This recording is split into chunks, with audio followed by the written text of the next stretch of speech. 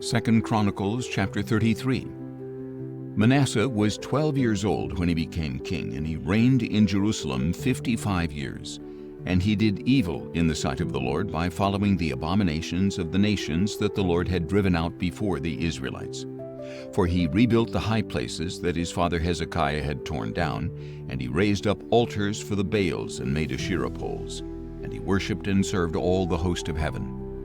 Manasseh also built altars in the house of the Lord, of which the Lord had said, "My name will remain in Jerusalem forever." In both courtyards of the house of the Lord he built altars to all the host of heaven. He sacrificed his sons in the fire in the valley of Hinnom. He practiced sorcery, divination, and witchcraft, and consulted mediums and spiritists. He did great evil in the sight of the Lord, provoking him to anger. Manasseh even took the carved image he had made and set it up in the house of God, of which God had said to David and his son Solomon, "In this temple and in Jerusalem, which I have chosen out of all the tribes of Israel, I will establish my name forever. I will never again cause the feet of the Israelites to leave the land that I assigned to your fathers, if only they are careful to do all that I have commanded them through Moses, all the laws, statutes, and judgments." So Manasseh led the people of Judah and Jerusalem astray, so that they did greater evil than the nations that the Lord had destroyed before the Israelites. And the Lord spoke to Manasseh and his people, but they did not listen. So the Lord brought against them the military commanders of the king of Assyria, who captured Manasseh, put a hook in his nose, bound him with bronze shackles, and took him to Babylon. And in his distress Manasseh sought the favor of the Lord his God, and earnestly humbled himself before the God of his fathers. And when he prayed to him, the Lord received his plea and heard his petition, so he brought him back to Jerusalem and to his kingdom. Then Manasseh knew that the Lord is God. After this, Manasseh rebuilt the outer wall of the city of David from west of Gihon in the valley to the entrance of the fish gate, and he brought it around the hill of Ophel and heightened it considerably. He also stationed military commanders in all the fortified cities of Judah. He removed the foreign gods and the idol from the house of the Lord, along with all the altars he had built on the Temple Mount and in Jerusalem, and he dumped them outside the city. Then he restored the altar of the Lord and sacrificed peace offerings and thank offerings on it, and he told Judah to serve the Lord, the God of Israel. Nevertheless, the people still sacrificed at the high places, but only to the Lord their God. As for the rest of the acts of Manasseh, along with his prayer to his God and the words of the seers who spoke to him in the name of the Lord, the God of Israel, they are indeed written in the Chronicles of the kings of Israel. His prayer and how God received his plea, as well as all his sin and unfaithfulness, and the sites where he built high places and set up Asherah poles and idols before he humbled himself, they are indeed written in the records of the seers.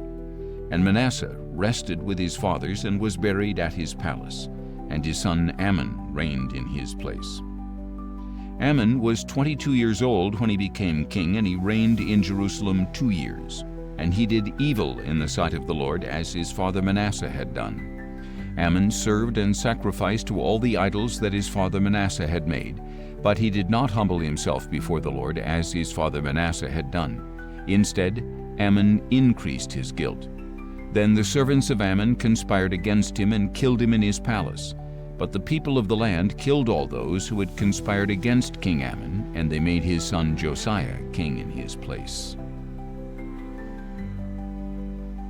2 Chronicles chapter 34. Josiah was 8 years old when he became king, and he reigned in Jerusalem 31 years. And he did what was right in the eyes of the Lord, and walked in the ways of his father David. He did not turn aside to the right or to the left. In the 8th year of his reign, while he was still young, Josiah began to seek the God of his father David, and in the 12th year he began to cleanse Judah and Jerusalem of the high places, the Asherah poles, the carved idols, and the cast images. Then in his presence the altars of the Baals were torn down, and he cut to pieces the incense altars that were above them. He shattered the Asherah poles, the carved idols, and the cast images, crushed them to dust, and scattered them over the graves of those who had sacrificed to them. Then he burned the bones of the priests on their altars. So he cleansed Judah and Jerusalem. Josiah did the same in the cities of Manasseh, Ephraim, and Simeon, as far as Naphtali, and in the ruins around them. He tore down the altars and Asherah poles, crushed the idols to powder, and cut to pieces all the incense altars throughout the land of Israel.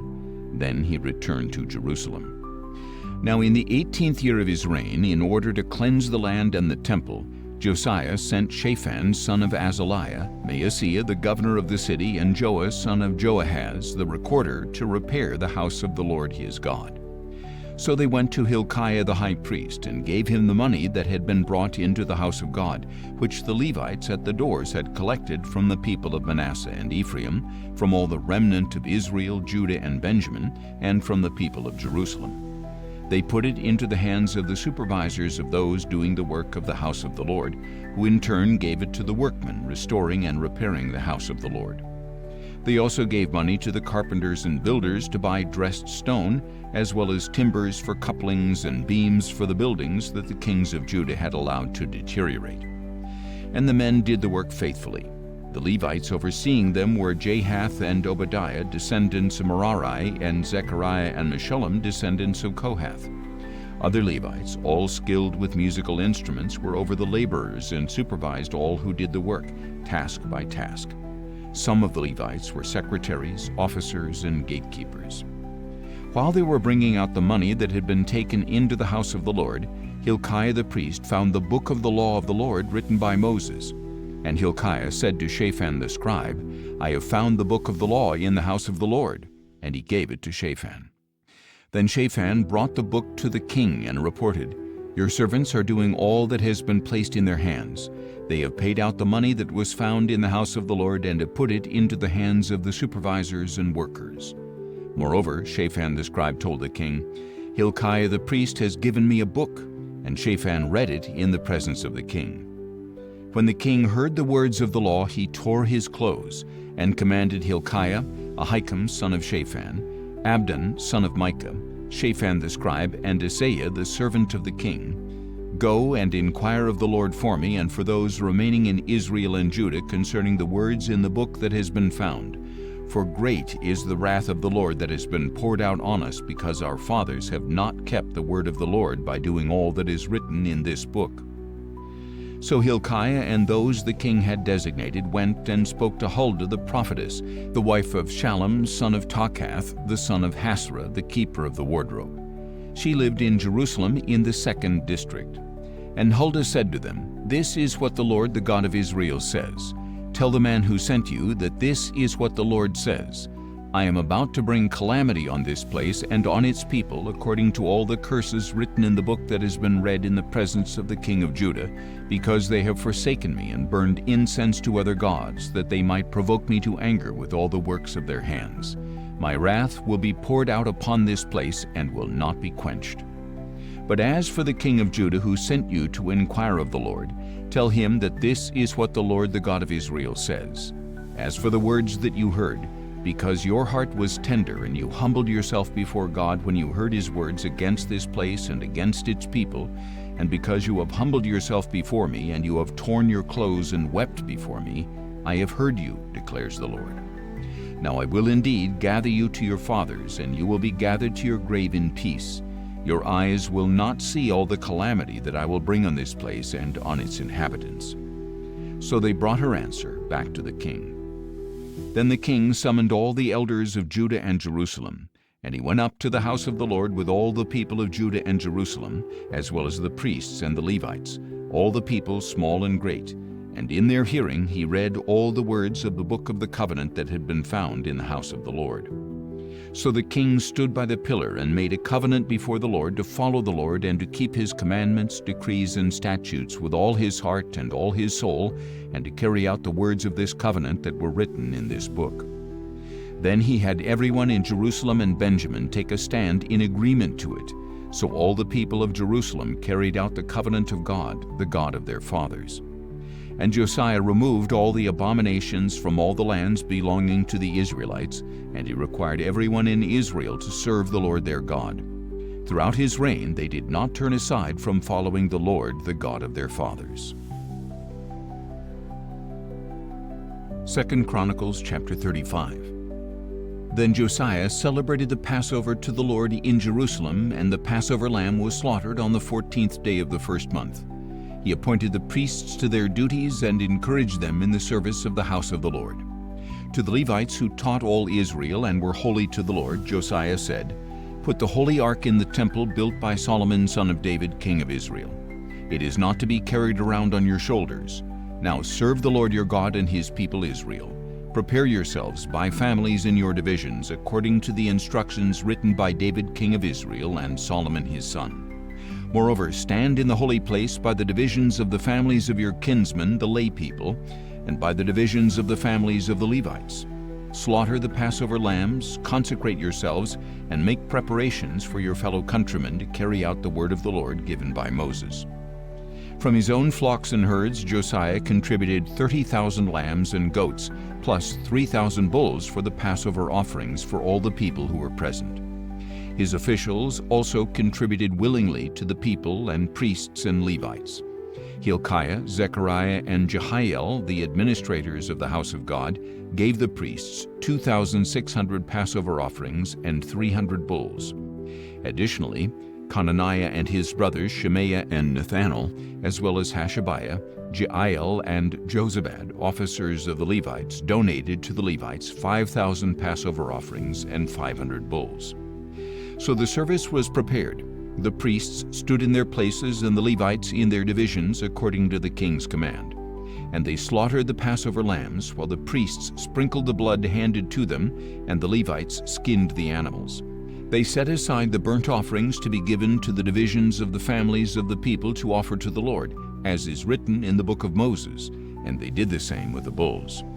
They roasted the Passover animals on the fire according to the regulation, and they boiled the other holy offerings in pots, kettles, and bowls, and quickly brought them to all the people.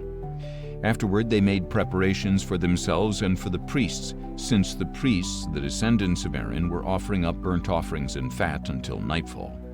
So the Levites made preparations for themselves and for the priests, the descendants of Aaron. The singers, the descendants of Asaph, were at their stations according to the command of David, Asaph, Heman, and Jeduthun, the king's seer. And the gatekeepers at each gate did not need to leave their position because their fellow Levites made preparations for them. So on that day the entire service of the Lord was carried out for celebrating the Passover and offering burnt offerings on the altar of the Lord, according to the command of King Josiah. The Israelites who were present also observed the Passover at that time, as well as the Feast of Unleavened Bread, for 7 days. No such Passover had been observed in Israel since the days of Samuel the prophet. None of the kings of Israel ever observed a Passover like the one that Josiah observed with the priests, the Levites, all Judah, the Israelites who were present, and the people of Jerusalem. In the 18th year of Josiah's reign, this Passover was observed. After all this, when Josiah had set the temple in order, Necho, king of Egypt, marched up to fight at Carchemish by the Euphrates, and Josiah went out to confront him. But Necho sent messengers to him, saying, "What is the issue between you and me, O king of Judah? I have not come against you today, but I am fighting another dynasty. God told me to hurry, so stop opposing God who is with me, or he will destroy you." Josiah, however, did not turn away from him. Instead, in order to engage him in battle, he disguised himself. He did not listen to Necho's words from the mouth of God, but went to fight him on the plain of Megiddo. There the archers shot King Josiah, who said to his servants, "Take me away, for I am badly wounded." So his servants took him out of his chariot, put him in his second chariot, and brought him to Jerusalem, where he died. And Josiah was buried in the tomb of his fathers, and all Judah and Jerusalem mourned for him. Then Jeremiah lamented over Josiah, and to this day all the choirs of men and women sing laments over Josiah. They established them as a statute for Israel, and indeed they are written in the book of laments. As for the rest of the acts of Josiah, along with his deeds of loving devotion according to what is written in the law of the Lord, his acts from beginning to end, they are indeed written in the book of the kings of Israel and Judah. 2 Chronicles chapter 36. Then the people of the land took Jehoahaz, son of Josiah, and made him king in Jerusalem in place of his father. Jehoahaz was 23 years old when he became king, and he reigned in Jerusalem 3 months. And the king of Egypt dethroned him in Jerusalem and imposed on Judah a levy of 100 talents of silver and a talent of gold. Then Necho, king of Egypt, made Eliakim, brother of Jehoahaz, king over Judah and Jerusalem, and he changed Eliakim's name to Jehoiakim. But Necho took Eliakim's brother Jehoahaz and carried him off to Egypt. Jehoiakim was 25 years old when he became king, and he reigned in Jerusalem 11 years. And he did evil in the sight of the Lord his God. Then Nebuchadnezzar, king of Babylon, came up against Jehoiakim and bound him with bronze shackles to take him to Babylon. Nebuchadnezzar also took to Babylon some of the articles from the house of the Lord, and he put them in his temple in Babylon. As for the rest of the acts of Jehoiakim, the abominations he committed and all that was found against him, they are indeed written in the book of the kings of Israel and Judah, and his son Jehoiakim reigned in his place. Jehoiakim was 18 years old when he became king, and he reigned in Jerusalem 3 months and 10 days. And he did evil in the sight of the Lord. In the spring, King Nebuchadnezzar summoned Jehoiakim and brought him to Babylon, along with the articles of value from the house of the Lord. And he made Jehoiakim's relative Zedekiah king over Judah and Jerusalem. Zedekiah was 21 years old when he became king, and he reigned in Jerusalem 11 years. And he did evil in the sight of the Lord his God, and did not humble himself before Jeremiah the prophet, who spoke for the Lord. He also rebelled against King Nebuchadnezzar, who had made him swear by God. But Zedekiah stiffened his neck and hardened his heart against turning to the Lord, the God of Israel. Furthermore, all the leaders of the priests and the people multiplied their unfaithful deeds, following all the abominations of the nations, and they defiled the house of the Lord which he had consecrated in Jerusalem.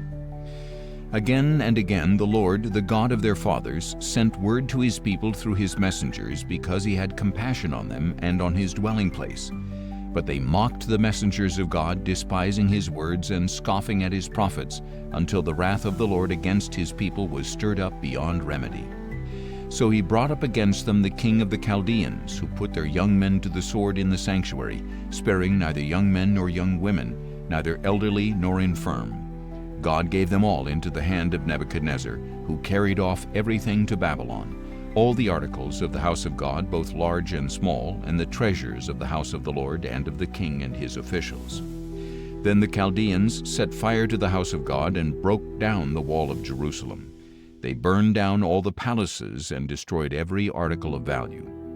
Those who escaped the sword were carried by Nebuchadnezzar into exile in Babylon, and they became servants to him and his sons until the kingdom of Persia came to power.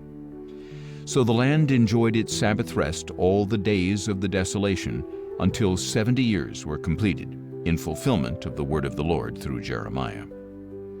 In the first year of Cyrus king of Persia, to fulfill the word of the Lord spoken through Jeremiah, the Lord stirred the spirit of Cyrus king of Persia to send a proclamation throughout his kingdom, and to put it in writing as follows.